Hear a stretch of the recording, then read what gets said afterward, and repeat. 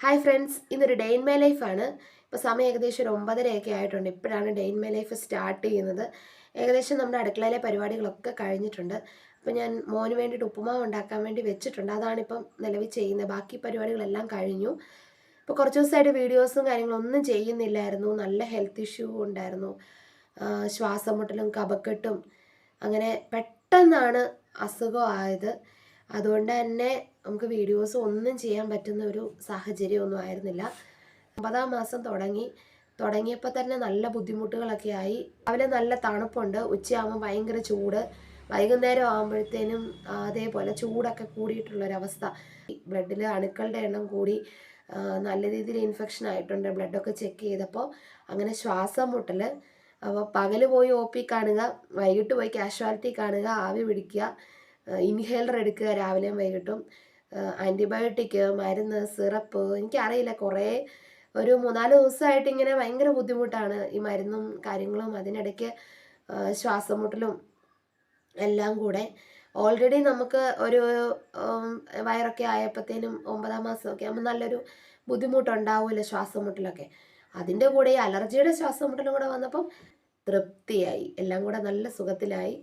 ഇനിയിപ്പോൾ എങ്ങനെയാണെന്നൊന്നും ഒരു ഐഡിയ ഇല്ല. ദൈവത്തോട് പ്രാർത്ഥിക്കുവാണ് ഈ ഒന്ന് പെട്ടെന്നൊന്ന് ഇൻഫെക്ഷനൊക്കെ ഒന്ന് മാറാൻ വേണ്ടിയിട്ട്. കാരണം സിസേറിയൻ ആയതുകൊണ്ട് തന്നെ നമുക്ക് ഈ ഒരു ഇൻഫെക്ഷനും കാര്യങ്ങളും ഒക്കെ ഒന്ന് മാറിക്കഴിഞ്ഞിട്ടേ ഇനി അവർ ചെയ്യുവേ ഉള്ളൂ. അപ്പം തൽക്കാലം ആൻറ്റിബയോട്ടിക് ഒക്കെ എടുത്ത് ഒരാഴ്ചത്തേന് ഇൻഹേലറും ഒക്കെ എടുത്ത് നമ്മുടെ ബുദ്ധിമുട്ടൊക്കെ ഒന്ന് മാറട്ടെ എന്നൊക്കെ പറഞ്ഞു. പിന്നെ അതുകൊണ്ട് ഞാൻ 3-4 ദിവസമായിട്ട് ഞാൻ പ്രത്യേകിച്ച് ഒന്നും ചെയ്യുന്നില്ലായിരുന്നു. റെസ്റ്റ് തന്നെയായിരുന്നു കൂടുതൽ സമയം. കാരണം നല്ല ചുമയും ബുദ്ധിമുട്ടുകളൊക്കെ ഉള്ളത് കൊണ്ട്. അപ്പോൾ ഇന്നാണ് അടുക്കളയിൽ കയറി എന്തെങ്കിലുമൊക്കെ ചെറിയ പരിപാടികളൊക്കെ ചെയ്യാൻ തുടങ്ങിയത്. അപ്പോൾ ചേട്ടനായിരുന്നു ഫുള്ള് അടുക്കളയിലെ പാചകവും കാര്യങ്ങളും. പിന്നെ ചേട്ടൻ അമ്മ താഴെ തന്നെയാണ്, കുറച്ച് താഴെയാണ് താമസിക്കുന്നത്. അപ്പോൾ അമ്മ വന്ന് ബാക്കിയുള്ള ക്ലീനിങ്ങും കൊച്ചിൻ്റെ കാര്യം നോക്കുകയും അങ്ങനെയെല്ലാം ചെയ്യും.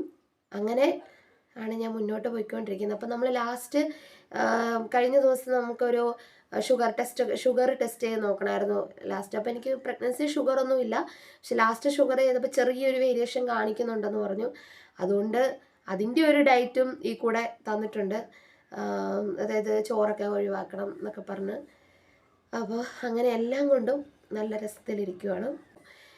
നമ്മുടെ വീട്ടിലെ പണിയൊക്കെ ഏകദേശം കഴിഞ്ഞാണ്. ചേട്ടന് പോകേണ്ടത് കൊണ്ട് തന്നെ ആളും എൻ്റെ കൂടെ ഹെൽപ്പ് ചെയ്യും.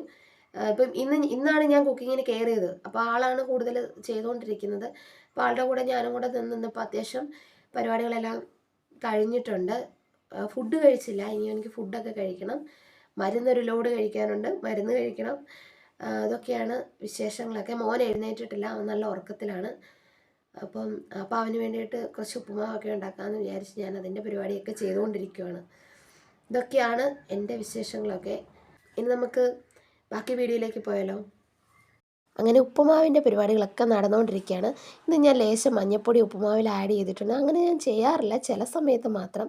അപ്പോൾ ചോറും മീൻ വറുത്തതും മോരുകറി, വെണ്ടയ്ക്ക മെഴുക്ക് പുരട്ടി, ഉപ്പുമാവിനുള്ള പഴം പുഴുങ്ങിയത്, രാവിലെ കപ്പയായിരുന്നു ചേട്ടന്, അപ്പോൾ അതും അതിന് വേണ്ടി മുളക് വെച്ചിട്ടുണ്ടായിരുന്നു, അതുകൊണ്ട്. പിന്നെ അമ്മ മീൻകറി കൊടുത്തു വിട്ടു, അതുകൊണ്ടായിരുന്നു. പിന്നെ പാത്രം എല്ലാം കഴുകി വെച്ച് ഞാൻ എൻ്റെ പണിയെല്ലാം ഒതുക്കിയിട്ട് കുറച്ച് നേരം മുറ്റത്തൂടെയൊക്കെ നടക്കാമെന്ന് വിചാരിച്ചു. കാരണം രാവിലെ ആ ഒരു സമയത്ത് വെയിലൊക്കെ ആയി വരുന്നുണ്ട്. നമ്മുടെ വീട്ടിൽ മുറ്റത്തേക്ക് വെയിൽ വരണമെങ്കിൽ ഒരു ഉച്ചയൊക്കെ ആവണം, ഒരു 12-1 മണിയൊക്കെ ആകുമ്പോഴേ നമുക്ക് മുറ്റത്തോട്ട് വെയിൽ കിട്ടത്തുള്ളൂ.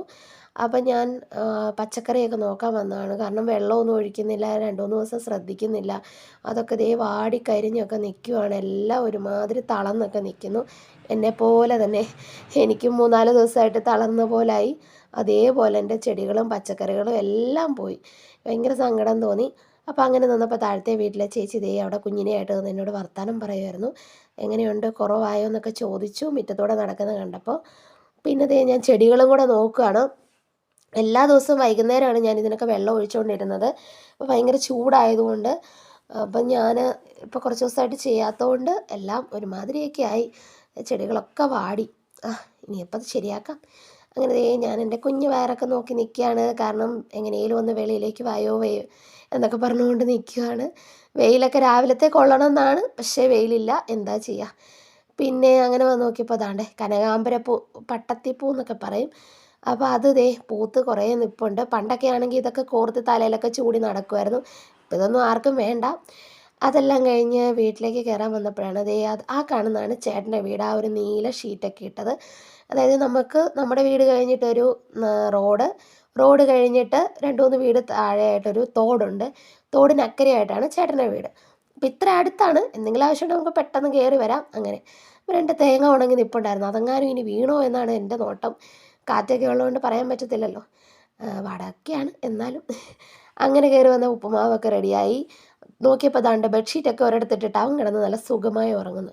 അപ്പോൾ വൈകിട്ടത്തെ കളിയുടെയാണ് എല്ലാം നിരത്തി ഇങ്ങനെ ഇട്ടിട്ടുണ്ട്. ഇപ്പം എല്ലാം ക്ലീൻ ചെയ്യണം. ആദ്യം ഫുഡ് കഴിക്കാമെന്ന് വിചാരിച്ചു. അപ്പോൾ എനിക്ക് പല്ലുവേദനയുണ്ട് ഈ കൂടെ. അപ്പോൾ അതുകൊണ്ട് ഞാൻ വിചാരിച്ചു ഉപ്പുമാവൊക്കെ കഴിക്കാം.